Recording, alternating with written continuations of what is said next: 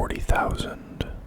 Dark Imperium by Guy Haley. Copyright Black Library. Part 1. The Death of a Primarch. 10,000 years ago. Chapter 1. Thessala. The void is impossible for the human mind to encompass. Within the galaxy mankind calls home, there are 300 billion stars. Around these revolve hundreds of billions of worlds, and the spaces between are crowded by a diversity of objects which defy enumeration. Mankind's galaxy is but one of trillions of galaxies in a universe of unguessable size.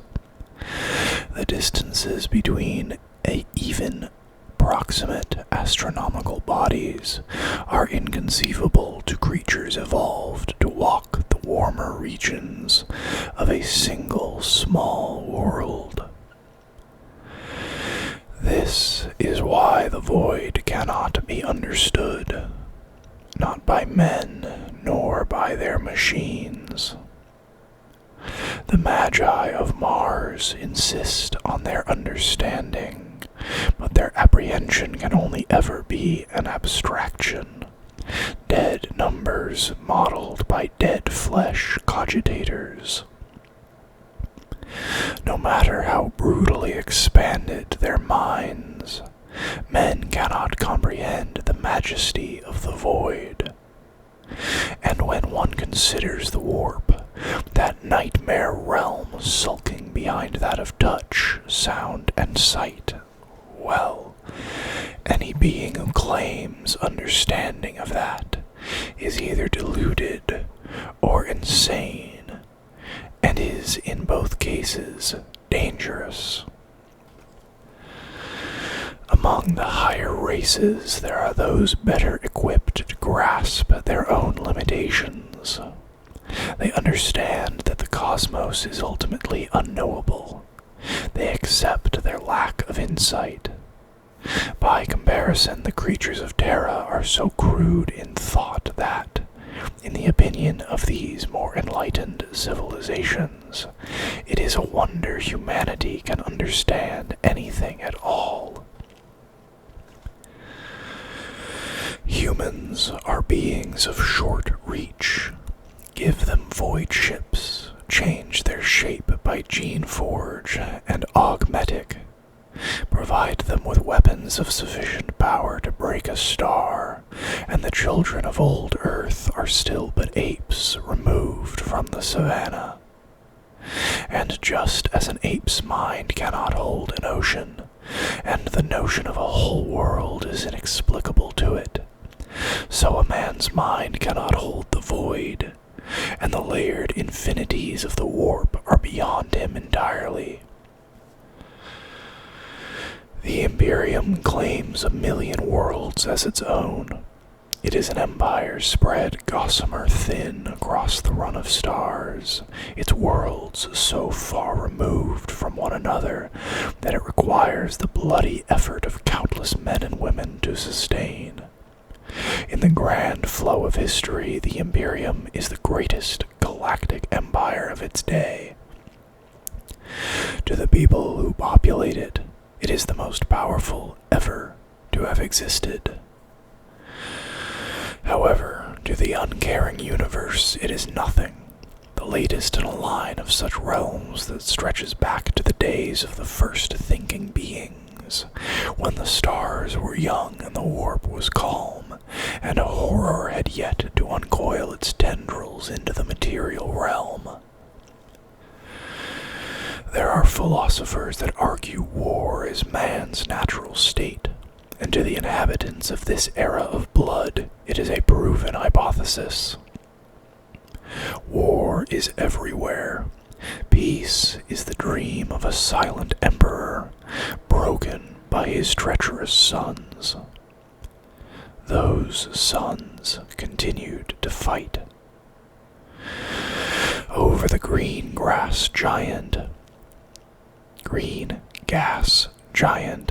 of Thessala, two great battle fleets engaged. Titanic energies snapped and blinked in the eternal night of space. The total efforts of star systems went into the construction of these fleets. Neither was free from the taint of blood, not in their construction, for tens of thousands of lives had been expended in their making, nor in their usage. The resources of planets had been bored entire into forging their frames, and the secrets of ancient sciences plundered to bring them to murderous life. Both had been responsible for the leveling of civilizations. The fleets differed in only two regards. First was in their appearance. One was a gaudy assault on the senses, the other a motley collection of sober liveries. The second and more fundamental difference was in their allegiance. The sober fleet fought for the continuation of humanity's great stellar empire. The gaudy one was dedicated to its extinction. The battle fleets pursued each other in a slow dance that broke through Thessala's rings. Hundreds of vessels plowing gaps through the dust that would take centuries to close. The voiceless lightning of their guns filled the skies of Thessala's inhabited moons. The lives of millions below depended on the outcome of the battle, but the consequences would ripple much further. At the center of this iron storm there was no calm, no eye in which respite might be found. Instead, there was a pair of leviathans, the Ultramarines' battle barge Gauntlet of Power, and the Emperor's Children battleship Bride of the Emperor. Two vessels forged in a common cause, but now implacable enemies, locked together in mortal combat, only 30 kilometers apart. No distance at all in void war. Each was the flagship of a Primarch, genetically engineered demigods crafted by the Emperor of Mankind. Aboard the Gauntlet of Power stood Robut Gilliman, the foundling of Ultramar, the avenging sun. The Bride of the Emperor was home to Fulgrim, the traitor, the fallen exemplar, the blighted phoenix. Once covered in his emperor's blessings, Fulgrim had followed the arch-traitor Horus and pledged his allegiance to ancient dark gods, becoming the herald of perversity. In fighting for their father, both Primarchs were made fathers themselves, though not of princes or strong daughters. Through the application of arcane science, they were the sires of two of the Space Marine legions, mankind's greatest warriors. The Space Marines were lords of the galaxy, designed to reunite the human race and shepherd it to a glorious future. Instead, they had failed and turned upon one another, and their war had nearly destroyed the Imperium. Such fury a battle fleet can unleash.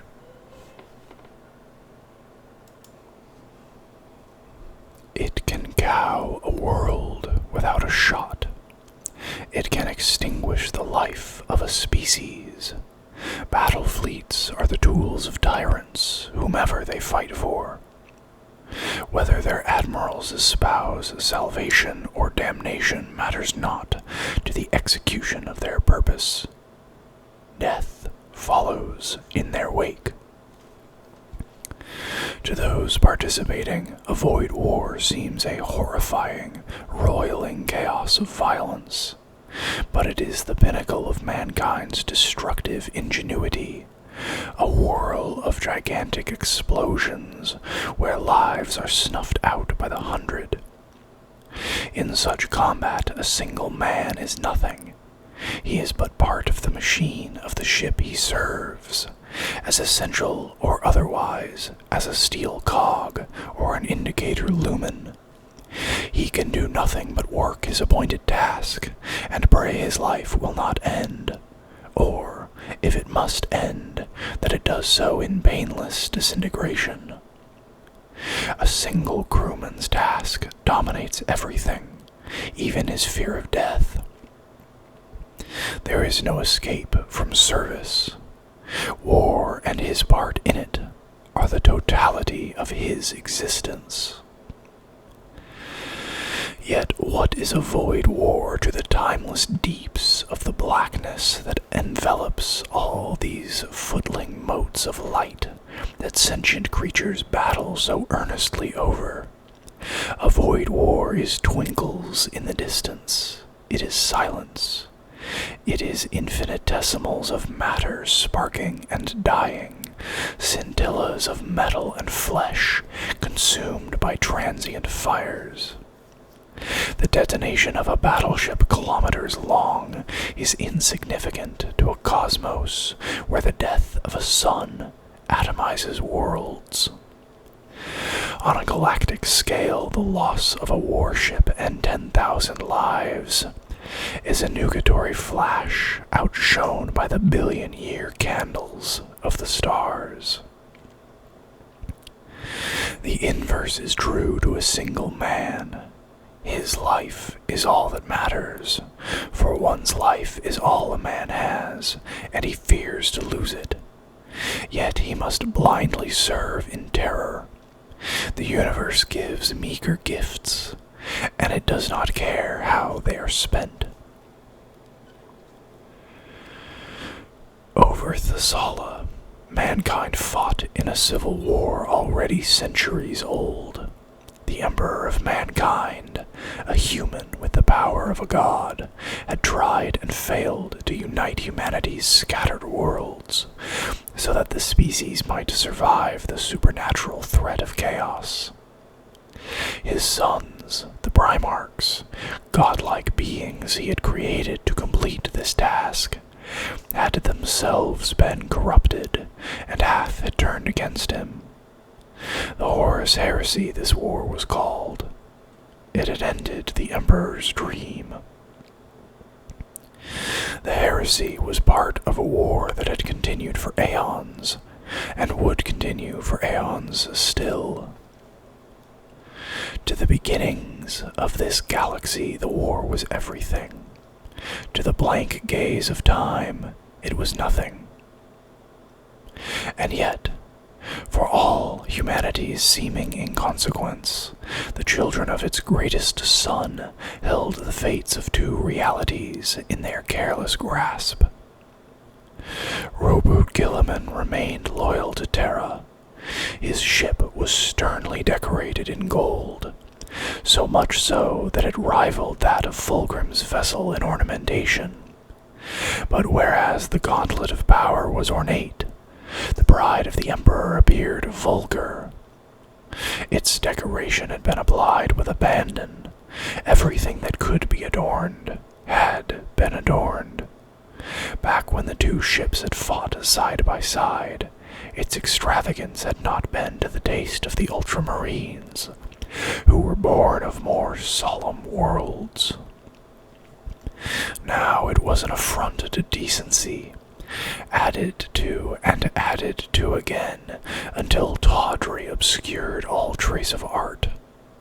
Neglect went hand in hand with this ostentation, and it made the bride of the Emperor appear ugly. It was a decayed relic from a bygone age, like a theater from a decadent century, left to rot in the rain. However, the bride of the Emperor's ability to mete out destruction remained undiminished. At point-blank range, it traded punishing blows with the Gauntlet of Power as the ships passed slowly alongside each other. Huge cannons flared, exchanging projectiles the size of transit containers. The space between became a deadly thicket of lance beams and laser light. Void shields blurred and sparked with the dissipation of mighty energies.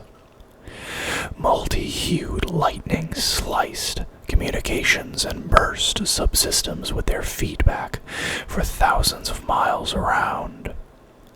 Weaponry capable of leveling cities blinked and flashed on both sides. Around these metal behemoths, dozens of other ships struggled in cosmic silence, some approaching the size and power of the flagships in their own right. Without exception, those on Fulgrim's side were the damned ships of the Emperor's children, those Fulgrim had lost his war.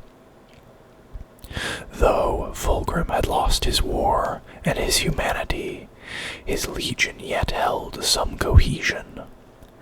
On Guilliman's side fought half a dozen successor chapters of the proud 13th Legion, the Ultramarines. Dissolution had been the price of faithfulness for the Legion of Ultramar, and though there were strengths in the smaller formations Guilliman had forced upon the Space Marines after the Great Heresy War, there were weaknesses also. For all their Primarch's famed strategical genius, the Loyalists had been outmaneuvered and caught. Their pursuit of the fallen Primarch had become a fight for survival. 3 fleet elements of Emperor's children had pinned the Loyalists into place above Thessala. Fulgrim had turned his flight from Zolko into a devastating trap. Once, Roboot Guilliman would not have made such an error. Perhaps the dire situation over the emerald skies of Thessala was simple misfortune, and Fulgrim was no ordinary opponent after all. Should Guilliman fail, history would surely be forgiving, if there were any good men left to right it. Or perhaps the truth was that rage had clouded the avenging sun's judgment. Perhaps some dared whisper Roboot Guilliman had allowed his desire for revenge to overtake his reason. Roboot Guilliman was stretched. Although several other Primarchs still stood as champions of humanity, the wounded Imperium looked to Guilliman to save it.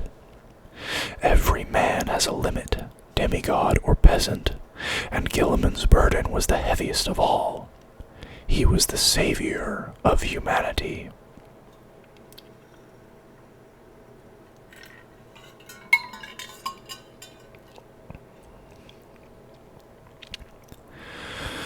The bride of the Emperor heeled over, bringing its port-side weapons batteries into better firing arcs. In response, the gauntlet of power intensified its barrage, and the void shield covering the bride of the Emperor's ventral towers winked out. Explosions boomed suddenly across hull plating encrusted with gold and filth. An opening had been made. On board the Gauntlet of Power, 100 of Ultramar's finest warriors waited on teleport blocks, surrounded by buzzing machinery. They comprised 50 of the First Company and 50 of the Second, all garbed in the deep blue of the Ultramarines chapter. The white helmets of the First Company's veteran Space Marines, recessed under the cowls of Terminator armor, looked out at hundreds of tech adepts and mortal crewmen laboring to prepare the Ultramarines' way through the warp. The Space Marines of the Second Company were in standard power armor, and were being equipped with tall breaching shields by arming servitors. Their battle plate lacked the sheer thickness of Terminator armor, and the shields, though bulky, would increase their survivability in the close-quarter fighting of the coming boarding. Ammunition trains rumbled across the deck on plastisteel wheels. Smartly uniformed Ultramarines chapter menials handed out munitions to their masters, while the enhanced warriors performed last-minute armor checks on themselves and their brothers. Chaplains strode from platform to platform, hearing oaths and affixing papers to armor with wax that hissed as they were impressed with sacred iron seals. Whether human or transhuman, every member of the chapter worked with perfect efficiency. Even so, as invested as they were in their preparations, all of them had half an eye on the grand archway leading onto the deck. The ship shook violently. Alarms blared. Lumens spat sparks and went dark. A section of gantry clanged down from the tangle of struts and pipes that clogged the ceiling high above. The crew continued upon its business with unhurried purpose. Orders were given to reroute power. Emergency teams of armored voidsmen and specialized servitors began clearing the wreckage. All was restored to order. Such calm made it easy to forget the punishing fire the ship was under, but there was no doubt that they were losing. This was not how the battle was supposed to have gone. From vox-mitters studded into the columns and walls, a clipped voice sounded. "Shields down on the Pride of the Emperor. Prepare for assault." The words were swallowed by the clatter of preparation and tumult of war beating at the ship. They were not repeated, for the superior hearing of the Space Marines caught them all. A clarion followed shortly, sharp and loud enough to be heard by mortal and transhuman alike. The servants of Ultramar stopped what they were doing and stood to attention. A towering figure clad in the famous armor of reason strode through the archway. On his left hand he wore the Hand of Dominion. Belted at his waist was the Gladius Incandor. The bearer of these weapons was taller by far than the Invictarus suzerain guard escorting him. He exuded a power and purpose that halted the breath of mortals in their throats. "First Captain Andros, Second Captain Thiel, are your companies ready?" the giant called. The two captains crossed the floor to meet their lord. Second Captain Thiel was helmetless in power armor heavy with honors, while First Captain Andros was completely enclosed in a hulking suit of Terminator battle plate. They saluted their father the Ultramarian way, one fist across their chests, the old symbol of unity. "My Lord Gilliman, your veterans await your command," said Andros, his voice ringing from the voxmeter set below his helm. "We stand prepared, my Primarch," said Aenid Thiel. His voice, rich and soft, was unmoderated by machinery. It was not so very long after the heresy, and Thiel was still young for a space marine, though his face was lined with cares. Gilliman looked down upon his captains resolutely. The Primarch overtopped even Andros in his massive Terminator armor. He was a living god, humanity's might captured and molded as flesh. Thiel gazed back, seemingly unable to take his eyes from the face of his gene-sire. Thiel was a good warrior, tested in battle many times, unafraid to voice his mind, and modest enough to hide the love he had for his lord, but it shone in his face like a light. Such devotion they bear me, thought Gilliman, even as I fail them. There were so few of his original legion left alive, and their replacements were born of a different, less certain era. Thiel's regard was tempered by long friendship, and he had never lost his rebellious streak. The younger Space Marines were another matter. Gilliman remembered when his warriors had been less reverent. They had been better times. "We depart immediately," he said, his voice uncompromising. "The traitor will not escape again. The warriors of 6 chapters stand ready to aid us. We shall not fail.